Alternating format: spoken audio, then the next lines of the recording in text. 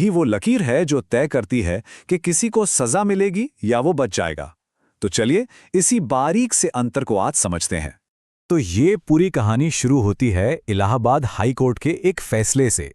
एक ऐसा फैसला जिसने कानूनी गलियारों में एक जबरदस्त बहस छेड़ दी और सुप्रीम कोर्ट को इसमें दखल देने पर मजबूर कर दिया। हाईकोर्ट का ये मानना था कि जो आरोपी थे वो सिर्फ तैयारी कर रहे थे, प्रयास नहीं। और बस इसी एक शब्द ने पूरे मामले का रुख ही पलट दिया। एक बेहद गंभीर आरोप अब उतना गंभीर नहीं रह गया था और ऐसा लग रहा था कि इंसाफ की दिशा ही बदल गई है। अब इस एक कानूनी समझ का नतीजा क्या निकला? नतीजा ये हुआ कि रेप की कोशिश जैसा संगीन इल्जाम बदलकर सिर्फ छेड़छाड़ का मामला बन गया। मतलब अपराध की गंभीरता को ही कम कर दिया गया। सोचिए जरा, पीड़िता के लिए न्याय की उम्मीद लगभग खत्म सी हो गई थी। तो सवाल ये है कि आखिर उस दिन हुआ क्या था? चलिए अब इस मामले के फैक्ट्स पर एक नज़र डालते हैं ताकि हम समझ सकें कि ये कानूनी लड़ाई इतनी ज़रूरी क्यों थी और सुप्रीम कोर्ट का इसमें आना क्यों इतना अहम हो गया। हुआ ये कि दो आरोपियों ने एक नाबालिग लड़की को घर छोड़ने के बहाने अपनी बाइक पर बिठाया, लेकिन वो उसे घर ले जाने के बजाय एक सुनसान पुलिया के पास ले गए। वहां उन्होंने लड़की को खींचना शुरू किया और उसके साथ जबरदस्ती करने लगे।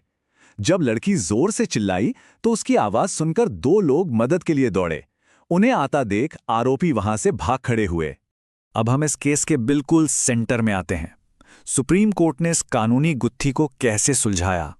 अदालत ने तैयारी और प्रयास, मतलब प्रिपरेशन और अटेम्प्ट के बीच की उस महीन सी लाइन को कैसे खींचा जिसने इस केस की पूरी तस्वीर ही बदल दी।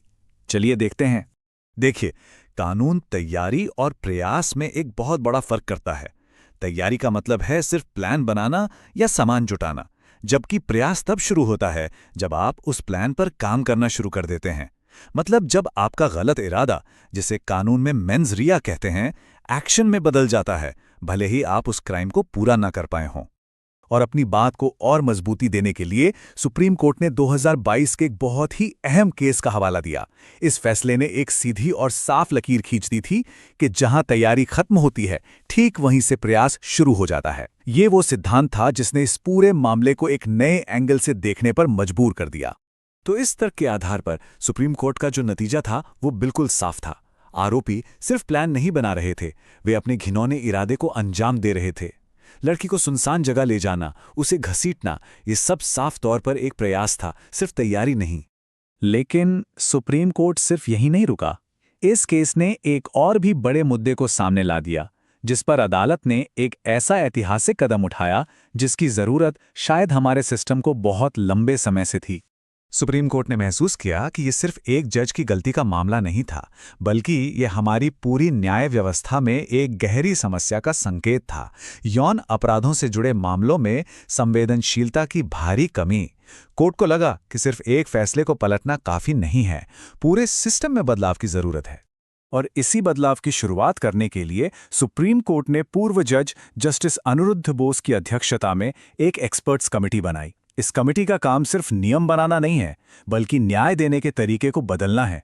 जजों को और सेंसिटिव बनाना, अपमानजनक भाषा को पहचानना और कानून को इतना सरल बनाना कि हर आम इंसान उसे समझ सके।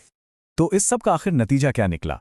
सुप्रीम कोर्ट ने सिर्फ एक केस का फैसला नहीं सुनाया, बल्कि पूरे देश की न्याय व्यवस्था को एक बहुत ही पावरफुल मैसेज दिया। सुप्रीम कोर्ट ने हाई कोर्ट के फैसले को सिरे से खारिज कर दिया और बलात्कार के प्रयास के गंभीर आरोप को फिर से बहाल कर दिया।